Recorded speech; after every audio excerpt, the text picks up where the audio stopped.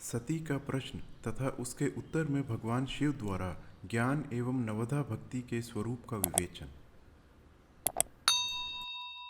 कैलाश तथा हिमालय पर श्री शिव और सती के विविध विहारों का विस्तार पूर्वक वर्णन करने के पश्चात ब्रह्मा जी ने कहा, मुने, एक दिन की बात है, देवी सती एकांत में भगवान शिव से मिली और उन्हें भक्तिपूर्वक प्रणाम करके दोनों हाथ जोड़कर खड़ी हो गईं। प्रभु शंकर को पूर्ण प्रसन्न जान नमस्कार करके विनीता भाव से खड़ी हुई दक्ष कुमारी सती भक्ति भाव से अंजलि बांध के बोली। सती ने कहा, देव देव महादेव, करुणा सागर, प्रभो, दीनोद्धार परायण, महायोगिन, मुझ पर कृपा कीजिए। आप परम पुरुष हैं, सबके स्वामी हैं, रजोगुण, सत्वगुण और तमोगुण से परे हैं, निर्गुण भी हैं और सगुण भी हैं, सबके साक्षी, निर्विकार और महाप्रभु हैं। हर, मैं धन्य हूँ जो आपकी कामिनी और आपके साथ सुंदर विहार करने वाली आपकी प्रिया हुई। स्वामिन, आप अपनी भक्त वत्सलता से ही प्रेरित होकर मेरे पति हुए हैं। नाथ, मैंने बहुत वर्षों तक आपके साथ विहार किया है, इससे मैं बहुत संतुष्ट हुई हूँ और अब मेरा मन उधर से हट गया है। देवेश्वर हर, अब तो मैं उस परम तत्व का ज्ञान प्राप्त करना चाहती हूँ जो निरतिशय सुख प्रदान करने वाला है तथा जिसके द्वारा जीव संसार सुख से अनायास ही उद्धार पा सकता है। नाथ, जिस कर्म का अनुष्ठान करके विषयी जीव भी परम पद को प्राप्त कर ले और संसार बंधन में ना बंधे, उसे आप बताइए, मुझ पर कृपा कीजिए। ब्रह्मा जी कहते हैं, मुने, इस प्रकार आदिशक्ति महेश्वरी सती ने केवल जीवों के उद्धार के लिए जब उत्तम भक्ति भाव के साथ भगवान शंकर से प्रश्न किया, तब उनके उस प्रश्न को सुनकर स्वेच्छा से शरीर धारण करने वाले तथा योग के द्वारा भोग से विरक्त चित्त वाले स्वामी शिव ने अत्यंत प्रसन्न होकर सती से इस प्रकार कहा। शिव बोले, देवी, दक्ष नंदिनी, महेश्वरी, सुनो, मैं उसी परम तत्व का वर्णन करता हूँ जिससे वासनाबद्ध जीव तत्काल मुक्त हो सकता है। परमेश्वरी, तुम विज्ञान का परम तत्व जानो। विज्ञान वह है जिसके उदय होने पर मैं ब्रह्म हूँ ऐसा दृढ़ निश्चय हो जाता है। ब्रह्म के सिवा दूसरे किसी भी वस्तु का स्मरण नहीं रहता तथा उस विज्ञानी पुरुष की बुद्धि सर्वथा शुद्ध हो जाती है। प्रिय, वह विज्ञान दुर्लभ है, इस त्रिलोकी में उसका ज्ञाता कोई विरला ही होता है। वह जो और जैसा भी है सदा मेरा स्वरूप ही है, साक्षात तत्परता परब्रह्म है। उस विज्ञान की माता है मेरी भक्ति, जो भोग और मोक्ष रूप फल प्रदान करने वाली होती है। वह मेरी कृपा से सुलभ होती है। भक्ति 9 प्रकार की बताई गई है। सती, भक्ति और ज्ञान में कोई भेद नहीं है। भक्त और ज्ञानी दोनों को ही सदा सुख प्राप्त होता है। जो भक्ति का विरोधी है उसे ज्ञान की प्राप्ति नहीं होती।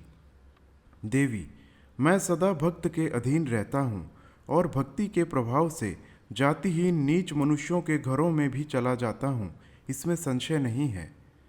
सती, वह भक्ति 2 प्रकार की है, सगुणा और निर्गुणा। जो शास्त्र विधि से प्रेरित और स्वामी भाव की हृदय से सहज अनुराग से प्रेरित भक्ति होती है, वह श्रेष्ठ है तथा इससे भिन्न जो कामना मूलक भक्ति होती है वह निम्न कोटि की मानी गई है। पूर्वोक्त सगुणा और निर्गुणा ये दोनों प्रकार की भक्तियाँ नैष्ठिकी और अनैष्ठिकी भेद से 2 भेद वाली हो जाती हैं। नैष्ठिकी भक्ति 6 प्रकार की जाननी चाहिए और अनैष्ठिकी एक ही प्रकार की होती है। विद्वान पुरुष विहिता और अविहिता आदि भेद से उसे अनेक प्रकार के मानते हैं। इन द्विविध भक्तियों के बहुत से भेद प्रभेद होने के कारण इनके तत्व का अन्यत्र वर्णन किया गया है। प्रिय, मुनियों ने सगुणा और निर्गुणा दोनों भक्तियों के 9 अंग बताए हैं। दक्ष नंदिनी, मैं उन 9 अंगों का वर्णन करता हूँ, तुम प्रेम से सुनो। देवी, श्रवण, कीर्तन, स्मरण, सेवन, दास्य, अर्चन, सदा मेरा वंदन, सख्य और आत्मसमर्पण, ये विद्वानों ने भक्ति के 9 अंग माने हैं। शिवे, भक्ति के उपांग भी बहुत से बताए गए हैं। देवी, अब तुम मन लगाकर मेरी भक्ति के पूर्वोक्त 9 अंगों को पृथक पृथक लक्षण सुनो। वे लक्षण भोग तथा मोक्ष प्रदान करने वाले हैं। जो स्थिर आसन से बैठकर तन मन आदि से मेरी कथा कीर्तन आदि का नित्य सम्मान करता हुआ प्रसन्नतापूर्वक अपने श्रवण पुटों से उसके अमृतोपम रस का पान करता है, उसके इस साधन को श्रवण कहते हैं। जो हृदयाकाश के द्वारा मेरे दिव्य जन्म कर्मों का चिंतन करता हुआ प्रेम से वाणी द्वारा उनका उच्च स्वर से उच्चारण करता है, उसके इस भजन साधन को कीर्तन कहते हैं।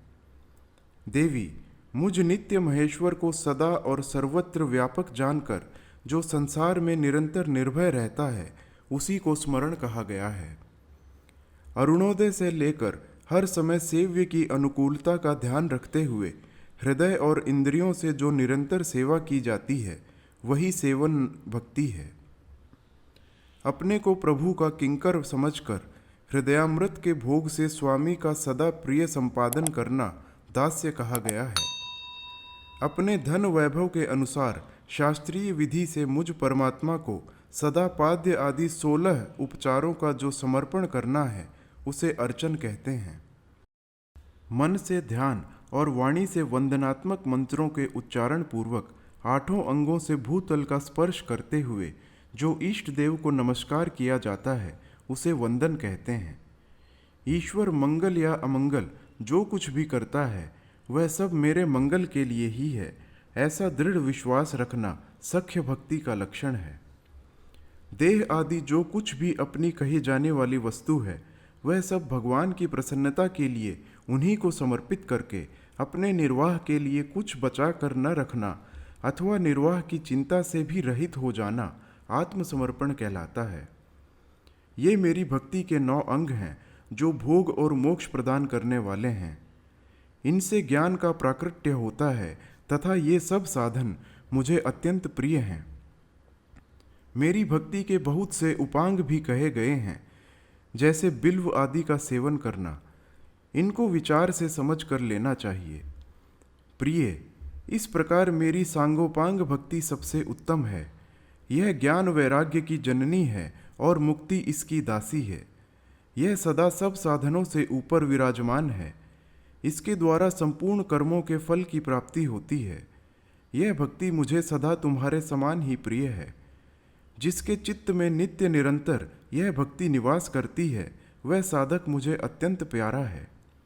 देवेश्वरी, तीनों लोकों में और चारों युगों में भक्ति के समान दूसरा कोई सुखदायक मार्ग नहीं है। कलयुग में तो यह विशेष सुखद एवं सुविधाजनक है। देवी, कलयुग में प्रायः ज्ञान और वैराग्य के कोई ग्राहक नहीं हैं।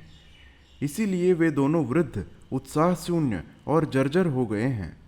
परंतु भक्ति कलयुग में तथा अन्य सब युगों में भी प्रत्यक्ष फल देने वाली है। भक्ति के प्रभाव से मैं सदा उसके वश में रहता हूँ, इसमें संशय नहीं है। संसार में जो भक्तिमान पुरुष है, उसकी मैं सदा सहायता करता हूँ, उसके सारे विघ्नों को दूर हटाता हूँ। उस भक्त का जो शत्रु होता है, वह मेरे लिए दंडनीय है, इसमें संशय नहीं है। देवी, मैं अपने भक्तों का रक्षक हूँ। भक्त की रक्षा के लिए ही मैंने कुपित होकर अपने नेत्र जनित अग्नि से काल को भी दग्ध कर डाला था।